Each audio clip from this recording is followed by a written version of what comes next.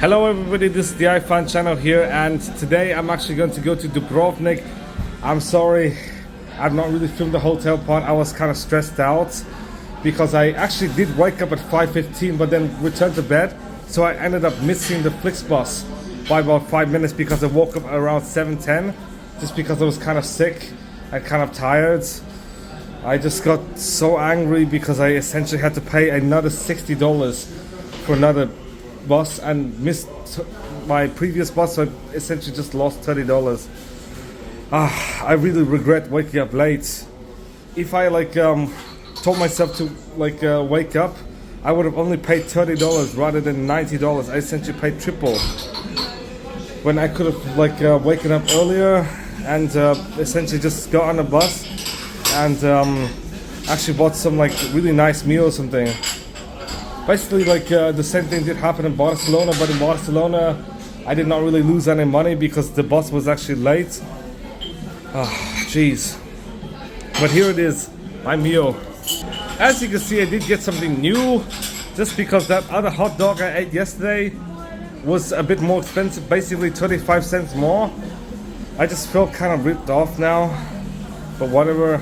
At least I did buy some big water, so I did save some money. But I just felt upset. Basically, I did save money yesterday and 3 days ago in Trieste because I didn't really go much. And also, I did save some money in Monaco as well. So basically, there's that. Or whatever, I'm just gonna eat. Okay guys, after about 1 hour, I finally arrived on a bus. Yeah, I kind of feel pissed off for paying essentially triple for one ticket. I could have just told myself to wake up a bit earlier and would have got my money's worth. It has now been 2 hours since I am on the bus, and luckily we're able to take a break for a bit. I think about maybe 5-10 minutes for restroom break, and I do have to go. And fortunately, Flixbus did give me a refund, $10 however, but it's still better than nothing. After a few more hours on the bus, I finally arrived in Split. Over here, this is actually Split, Croatia, which is actually a rival to Dubrovnik in Croatia. So it's basically another 4 hours until I arrive in Dubrovnik. After about 10 hours in what seems like an eternity, I finally arrived in Dubrovnik. And guess what? It is absolutely stunning in Dubrovnik. A bit overrated because there are a lot of tourists, but it is absolutely stunning here compared to, of course, Zagreb. I do think Zagreb is still underrated. It does not receive many tourists, but in reality Zagreb does have a lot of things to do, but it is nowhere stunning. But even though I did have a bad morning because I woke up kind of late, I actually went back to sleep instead of stayed awake, which was my biggest mistake of today. The road from Split to Dubrovnik is absolutely stunning. Full of mountains and stuff, unique geography compared to other parts of Europe I visited in the past few years, and also full of mountains. It is absolutely spectacular. So why not, I'm going to go to my hotel and check in and then find some food. Okay guys, after a while and after not being able to find the host, I actually did get my way into the studio apartment. I can't even explain of how I could even get in. I thought this was a lobby of some sort, but I ended up straight into my room over here. So this is essentially my room. It does have a kitchen and a second bed, which is quite cool, as well as even a restroom in here. But I really don't understand how I could even get in. I think the sink is there, yeah, and there's even a laundry as well, which made me kind of waste money doing the laundry, but whatever. But at least this is actually a whole damn studio, even bigger than my apartment in Cambridge. So now why not, I'm actually gonna eat. Okay guys, I'm at the restaurant next to my hotel. This is actually 12 euros, and here's my margarita pizza. I'm actually going to eat, and I'm actually going to see you guys tomorrow. Good morning guys. I finally recovered. I did have some coughing and heavy mucus during the night where I could not really breathe, but it is now 9:30. I'm actually going to get my pizza.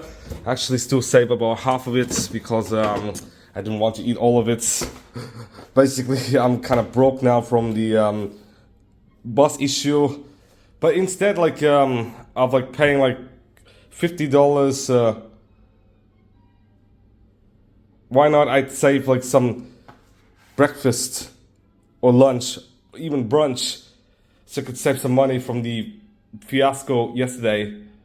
But instead, it's not really a fiasco. I feel like I did get to see some scenery and stuff, so at least that's something. But whatever, this is my meal for now. I'm now on the old town of Dubrovnik. Basically, Dubrovnik used to be an underrated tourist destination until the Game of Thrones actually did film in Dubrovnik, which caused tourism to skyrocket. And therefore, nowadays, Dubrovnik is quite overrated and it's quite littered with tourists. However, Zagreb, in my opinion, despite the fact it's nowhere as good looking as Dubrovnik, does have far fewer tourists and therefore is quite underrated. After buying the Dubrovnik pass for 35 euros, yes, 35 euros, which is quite expensive because yesterday I screwed up and woke up late. I'm now currently outside in Dubrovnik. I'm actually going to eat dinner at around maybe 6 p.m. or something, but I might eat less because I did spend too much money on the bus. Yeah, instead of spending $30, I ended up spending about 80 US dollars. Basically, it is actually in US dollars because I ordered from the American Flixbus site rather than the European one. So here it is. This is actually Dubrovnik. It is extremely crowded. I'm scared I might get pickpocketed or like stuff might be stolen. But whatever. At least this is quite a nice city. I do not think like there are many tourists in Dubrovnik during the time of communism in Yugoslavia. But like after the fall of communism, tourism just like in Prague started to flock in the millions. Now the first attraction I'm actually going to visit is actually the Church of St Blaise, which is actually a Baroque church in its current form in Dubrovnik. It was built in 1715 and was actually designed by a Venetian architect named Marino Groppelli on the foundations of a medieval Romanesque church, which actually survived the 1667 earthquake but was burned down in 1706, 9 years before the current church was built. And this is actually one of the city's main sites. Basically, St. Blaise means St. Vlaho, and it was actually identified by medieval Slavs with the pagan god Veles. And actually, basically, the original church was actually built in 1349. Basically, around the time the plague actually came to Dubrovnik. So why not I'm actually going to enter the church and see what it is all about. Okay guys, this is what the cathedral actually looks like in the inside. And as you can see, despite the fact it is much more simplistic than the ones in Italy and in Spain and in France and stuff, this is still quite fancy inside, even for a relatively small cathedral, with some gold finishes over here. And as you can see, this is what the cathedral looks like. Unfortunately, there's not many frescoes on the top, but it is quite good looking for a small cathedral. But it is actually a main tourist destination in Dubrovnik. Now, next door to the St. Blaise's church is actually this, the Assumption Cathedral. Basically short for the Cathedral of the Assumption of the Virgin Mary in Dubrovnik. It is basically the seat of the Diocese of Dubrovnik, and it was actually built on the site of several former cathedrals, including 7th, 10th, 11th century and even the 12th century successor in a Romanesque style. However, this cathedral was actually largely damaged in the earthquake, same with the other cathedral, and it is actually completed in its current form just 2 years before the St. Blaise's Cathedral. So right now I'm actually going to go in to see if it's any different. Basically, I do believe this is a mix of Romanesque and Baroque style.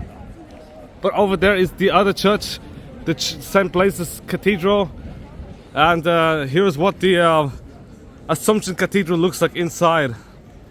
Now, unfortunately, I do have to be silent, so I cannot really say anything in here.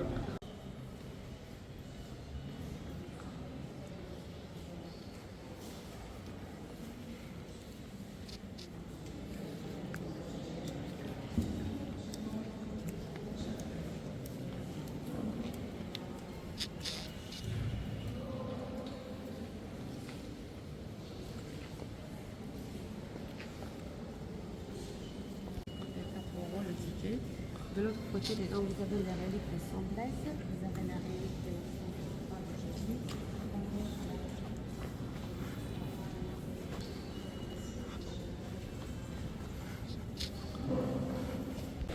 Of course, in my opinion, I do think this cathedral may be a bit more fancy than the other cathedral, which is far more simplistic. But that's because it's a lot bigger and it does have a lot more design elements. However, I could not record inside the Rector's Palace. I did find out. Unfortunately, I could not do any recording inside. If you could actually see it in more detail. Yeah, just closer. Now, as you guys know, I did show I could not record in the Rector's Palace, but I actually went in and it's quite amazing. There are lots of things in there, including prisons and stuff, and even some artifacts, as well as talking about the history of Dubrovnik. And it does show a palace as well. It also features some scientists and stuff, and artists and stuff based in Dubrovnik, and were born in Dubrovnik and stuff. And Dubrovnik actually does have a handful of famous people, even if we don't know them. So why not? I'm actually going to go somewhere else. Now, fun facts about the Rector's Palace. It was actually used to house the Rector of Ragusa, the Republic of Ragusa, between the 14th century and 1808. In its current form, it actually consisted of Gothic as well as Renaissance and Baroque styles. Basically, this was actually the seat of the state administration at the time during the Middle Ages and Renaissance eras and stuff. And it used to be a defense building during the Middle Ages, but then it was badly damaged in 1435, and reconstruction was actually somewhere in 1467. Not only would you see some Baroque and Renaissance elements, you would actually see some war photos from the 1990s. Basically, Croatia did go through a war of independence against the Yugoslavs, which is essentially the Serbians and Montenegrins, between 1991 and 1995. And very close to the Rector's Palace is actually the City Hall over here, Grad Dubrovnik City Hall. So why not? I'm actually going to go somewhere else. But quick reminder, I do think the Rector's Palace kind of reminds me of the Doge's Palace, sort of, in Venice, Italy.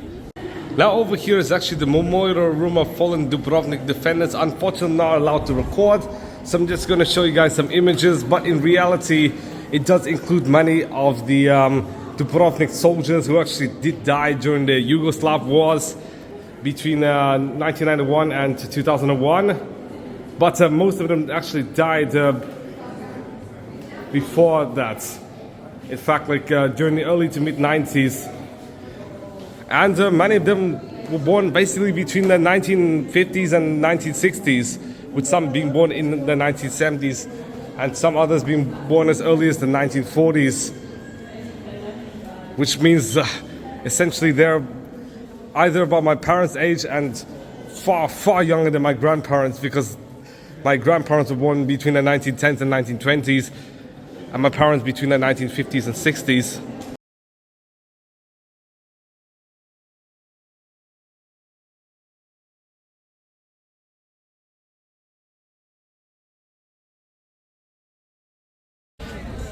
I'm now outside of the memorial, and as you can see, that is actually the bell tower of Dubrovnik, which was actually built in 1444 but did suffer from the 1667 earthquake, and by the 19th century it actually started to lean towards its stradun. So it was actually demolished in 1928 but then rebuilt in 1929 in its original form.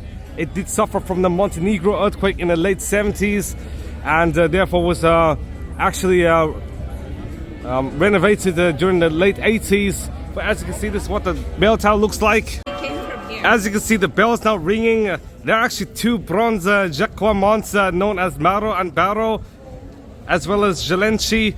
Well, basically the Jelenci today is actually a replica. The original Jelenski is actually currently in the Rector's Palace, but I could not record in the Rector's Palace, unfortunately, due to the museum telling I could not actually record. But I'll show you guys a clear view of the bell. Now over here is actually the bell tower. Unfortunately, it is kind of sunny, so I cannot really see much on the camera. But why not? I'm actually just going to go around Dubrovnik and maybe get into the city walls, because I actually did buy the Dubrovnik pass for 35 euros, which does allow me free admission to many places, except however the cable car and the sponsor museum. But the sponsor palace I do get like some sort of discount.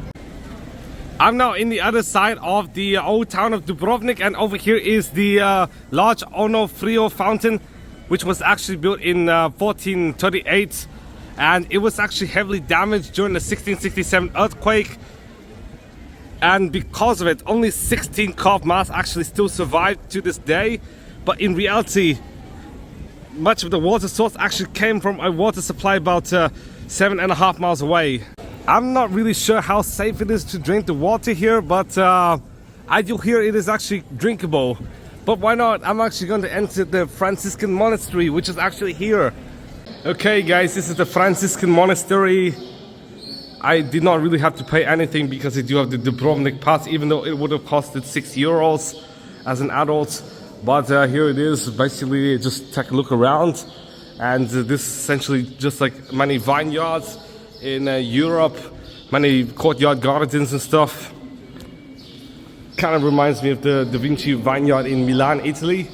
And over here, like you can see some more like artwork and stuff, wall paintings. And this is actually the museum of the Franciscan Monastery. And there's also a pharmacy in here as well. I'm not even joking, there's a pharmacy. And I do believe these are pictures from actually, I do believe these are based in African colonies somewhere during the 70s. And I do believe this is an old picture of Dubrovnik during the 17th and 18th century. But if you were to go in here, this is actually the courtyard garden. Kind of also reminds me of many Spanish courtyards, as well as Stanford in here. But this is actually a fountain and statue, and if you were to go into the museum, you would likely find more stuff, but they don't allow cameras, so I cannot record here. Basically, this Franciscan monastery belongs to the orders of the Friars Minor, and the first friary was actually built in the 13th century, but a newer friary near the Pau Gate was actually built in 1317, which was kind of the official building date of this Franciscan monastery. And it was heavily damaged during the 1667 earthquake, of course, and therefore like some Baroque elements were added in later years. But unfortunately could not really film in much, including the pharmacy over there. And you could actually buy medicine at the pharmacy, even to this day, just like other pharmacies. But the old pharmacy is located in a museum. Unfortunately, I could not record there. And this is what the old pharmacy would have looked like. I just left the Franciscan monastery, and now I'm actually on the foot. Tvrđava, I'm sorry if I mispronounced it.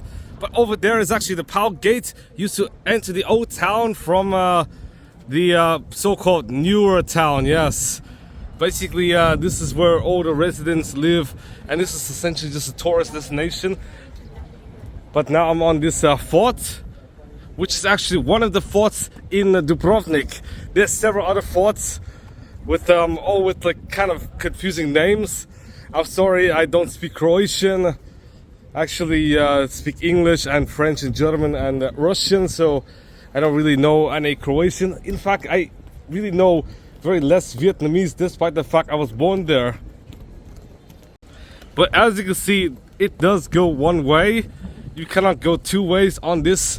But over here is the stunning views. I do believe this is actually one of the fortresses in Dubrovnik. I'm actually going to go there later. But as you can see, basically a lot of things. And you could climb all the way up there, but it's kind of high for me. But there's this fortress, which I'm definitely going to go, as well as blue water. Basically just stunning around Dubrovnik in Croatia. I'm thinking of going here later, but as you can see, the scenery is absolutely nice with all these cliffs and stuff. It basically kind of reminds me of California Route 1, but in fact California Route 1, despite the fact it's also equally scenic, unfortunately there's no mobile data, so I kind of did not really enjoy California Route 1 as much as this. But as you can see, this is the view of Dubrovnik over here. Absolutely stunning for this Middle Ages and Renaissance city. I'm now basically at the top of this Fort Tvrđava, and over here's Fort Lovrijenac. I'm actually going to go here later, one of the most famous forts in all of Dubrovnik. And why not I'm just going to just walk around, but as you can see, water is so expensive. 3 euros and only cash? What the hell? That's like so expensive. In fact, if you want to find a good supermarket, they will sell water for basically around like 20 euro cents, which is like 15 times cheaper, in fact. But as you can see, this is just scenic. Definitely compared with Zagreb, which is just a capital of Croatia. But as you can see, I really can't believe it. This is just absolutely epic. I'm kind of now at the end of the wall, but as you can see, there's several forts throughout this Fort Pungela. And basically I'm just going to walk to some bit more wall until I reach some museum or something. And then I'm actually going to go to a museum. After taking a break, I'm currently in the Fort St. John side, and this is actually the Stradum part of the wall. And over here, I'm now going to join the Maritime Museum, actually to get free admission because I'm actually a Dubrovnik pass member. I'm now in the Maritime Museum, where it does show some historical artifacts such as this, which is actually a model of a Greek triumph boat, and these are some vases and pottery and stuff. And of course, if you were to know, Dubrovnik actually became a major trading city in Europe since, like, I believe the Middle Ages, but definitely around the 12th and 13th century AD. And as you can see, in the 14th century AD, these are some of the trade routes to and from Dubrovnik over here. Like basically as far as like even London and Antwerp in Belgium, yes. Which is really far from Dubrovnik, which is all the way down here.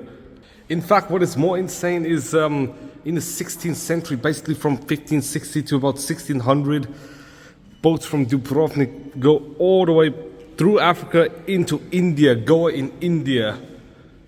Basically, seafaring is the most developed branch of the state's economy, and Dubrovnik actually ranks third in terms of the ships, in terms of ocean-going merchantmen, after only Spain and the Netherlands. However, not everything is bright, as in the 17th century, Dubrovnik's economy started to decline, and the earthquake of 1667 actually made it a lot worse. However, sailing actually recovered in the 18th century with the Austrians. Basically, Dubrovnik's ship industry started to like recover during the mid-18th century into the 19th century. And basically, Dubrovnik's consulates actually did expand dramatically between the 16th and of course 18th and 19th century. I'm now in the second floor now, and it does talk about French and Austrian rule, because during French rule, of course, like Dalmatia, which is essentially Dubrovnik, actually did decline. But then with the Austrians, the economy did sort of recover, albeit with some difficulty. And basically, like during the Crimean War in the mid-19th century, like Croatian shipbuilding started to like rise once again. And as you can see, these are some of the artifacts during the 19th century over here. Well, basically, like a whole big maritime company actually was founded during the 1860s, only to have been collapsed in the 1880s due to like competition and stuff.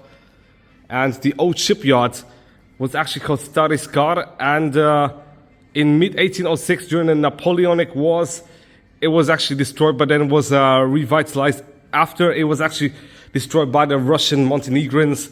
Over here, some artifacts used for shipbuilding, and this is an example of a 19th century ship here. Well, basically during the 1880s, because of steamships and stuff, and heavy competition, therefore the Dubrovnik ship industry started to decline. But then because of tourism and stuff, just like today, it actually once again increased. Dubrovnik today is still quite synonymous with maritime, as it is very close to the ocean, actually the Adriatic Sea. And lastly, this is actually the 20th century section over here. You can actually see today's boats. These are the ships owned by Atlantica Plovidba, and as you can see, it does include modern day ships and stuff, showing that Dubrovnik, even despite its loss in influence, is still a maritime center in at least in Croatia. And of course, Dubrovnik is definitely known for over tourism, just like I show you guys. because I've seen a ton of tourists. In fact, it's quite hard to walk around Dubrovnik due to the influx of over-tourism. After enjoying time at the Maritime Museum, why not? I'm actually going to walk to some more of the city walls here. It is absolutely breathtaking. And as you can see, this is where the iconic part of the city walls come from. Basically, you do see Dubrovnik does have some character. Basically, all of its buildings have orangish roofs as well as a lighter color. Basically, it is quite iconic around here. I'm just gonna walk around the city walls. And fun fact, Stradun is actually the main street, so basically where the Rector's palace is and the St Blaise's church, as well as where the Onofrio's fountain, they're all in Stradun, which is actually the main street down there. So why not? I'm actually going to walk to some more of the walls to actually get to the other side. And basically, as you can see, it is quite scenic over here. Even though Croatia, Dubrovnik is quite overrated because it's overrun by tourists just because of the Game of Thrones. But here it is, some bit more of the city walls here. Basically, there'll be several fortresses we'll visit. But down there is actually where Stradun is. So I'm actually going to go up the stairs now. I'm now near the top of the other side of the city wall, and as you can see, the scenery here is absolutely stunning. I'm planning to go even more to try to get to the pile gate at the very end where it actually started. But as you can see, the sea view is quite scenic, and of course these houses are also scenic as well. But I couldn't reach that side, so basically I'm just gonna go all the way up here and then descend again. Basically, the top of this city wall actually marks the Tvrđava Minčeta. I'm actually going to get up to there. It is quite tall, but I've climbed like several excruciating steps to get all the way up there, and then I'm going to go to Lovrijenac over there. I'm finally in Tvrđava Minčeta, and over there is a city view. It is absolutely stunning. Over there is the fortress Lovrijenac, which is also quite stunning as well. I'm going to go there next to actually see the whole city wall view, just like the iconic Dubrovnik photo shooting. And over there is the Lokrom Island. Unfortunately, that will be kind of expensive to go and would require a boat, which will be kind of lengthy, but it will be amazing to go there. So why not? I'm actually going to go to the very top, and then I'm going to descend all the way down to the Pile Gate. And here it is, the entrance to Fort Minčeta.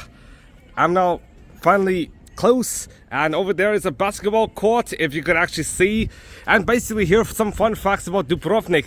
Dubrovnik actually ruled itself as a free state between the 14th and 19th centuries.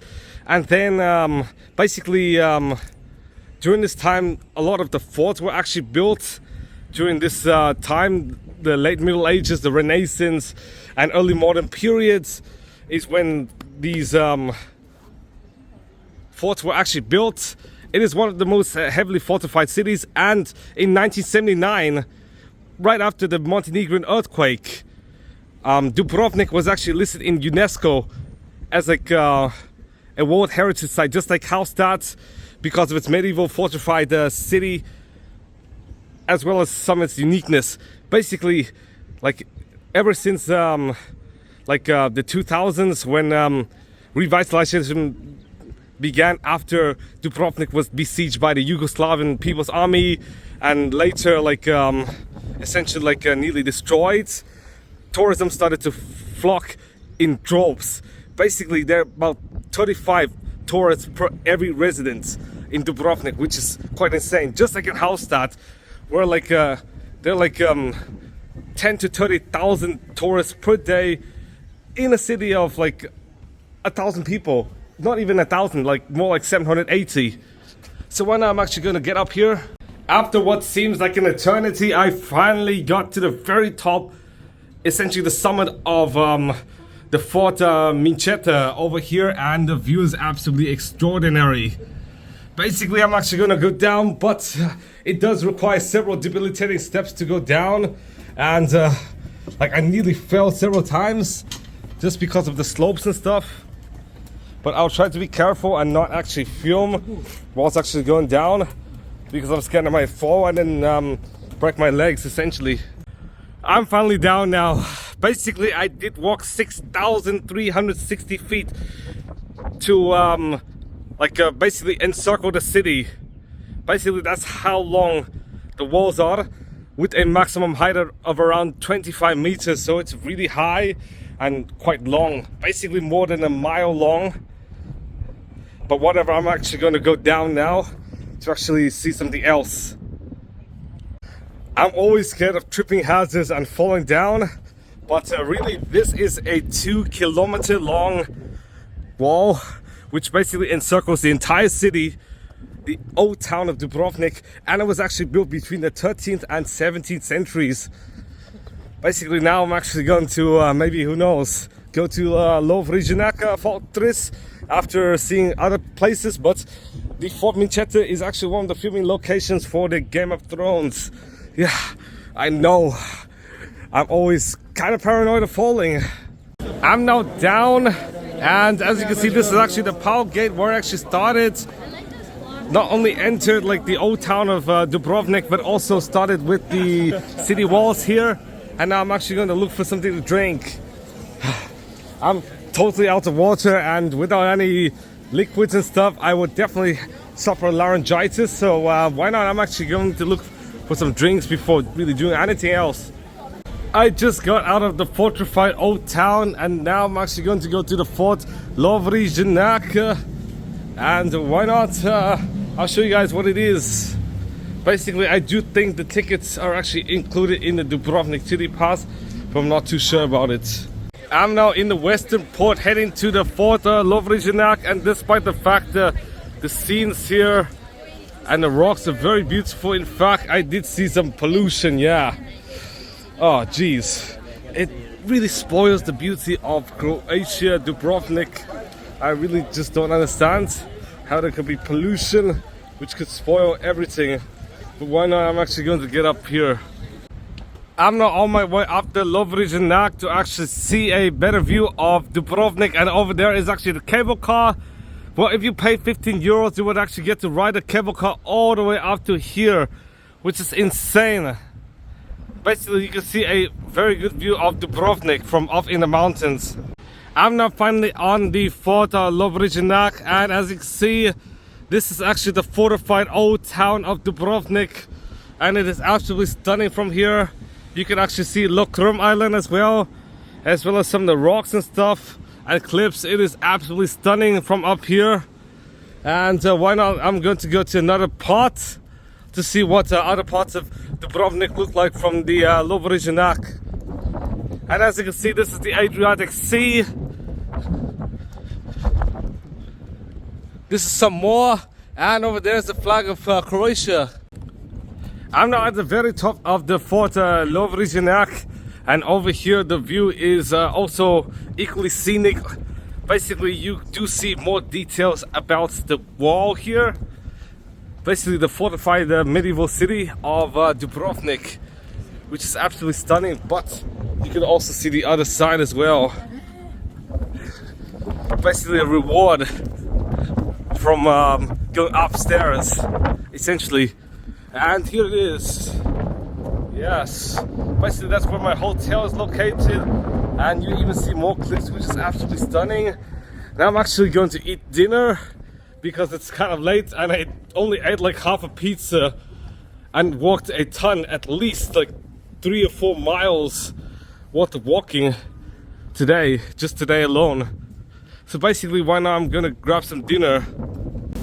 I'm now currently at the restaurant. I'll show you guys what the restaurant is.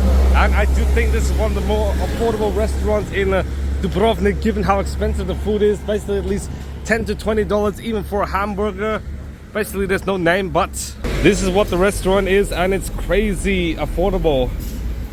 I can't believe it. I actually only paid 7 euros and got a hot dog as well as a ham and cheese. I'm currently on a bus now, and due to the fact I do have the Dubrovnik City Pass, therefore the bus is actually free. I actually paid 35 euros for the Dubrovnik pass. I'm now heading to my hotel and actually do my walk. I do recommend Dubrovnik basically for about 1 or 2 days because Dubrovnik is quite scenic, but some of the food could be very expensive. But if you want to buy the pass, the 2-day pass for 45 euros, I do think it's absolutely worth it because you do get a lot of attractions, and if you have money you could get Sponsor Palace and the War Museum and stuff. Basically the War Fortress Limited, as well as even the cable car as well. And you could actually get to look Krom Island and see Dubrovnik in greater detail. So why not? I'm actually gonna return to the hotel. Okay guys, I returned to my hotel already. This is my ham and cheese and this is my hot dog. I'm actually gonna eat and then I'm going to like do my walk and then take a rest. Of course, like because I've been doing YouTube for several days and my data consumption is quite high and my phone storage is nearly out, I'm actually going to export these to my MacBook and then edit them and then upload them to YouTube during the Europe trip essentially. So thank you guys for watching. Please give a big thumbs up, subscribe for more videos. Tomorrow I'm actually going to Budva and the next day to Mostar. Basically 2 cities in one video because they're both small cities. Dubrovnik, I could have like booked a 10 to like 8 like bus ticket, but I was kind of a bit cocky at the time. I thought that Dubrovnik would have like so much like where you need several days, but in reality it's just really small city. It's like more like 2 or 3 square miles or something. So I really believe like it's worth going maybe for like 1 day or something or 2 days. But I actually finished much of the major attractions in like a few hours. So thank you guys for watching.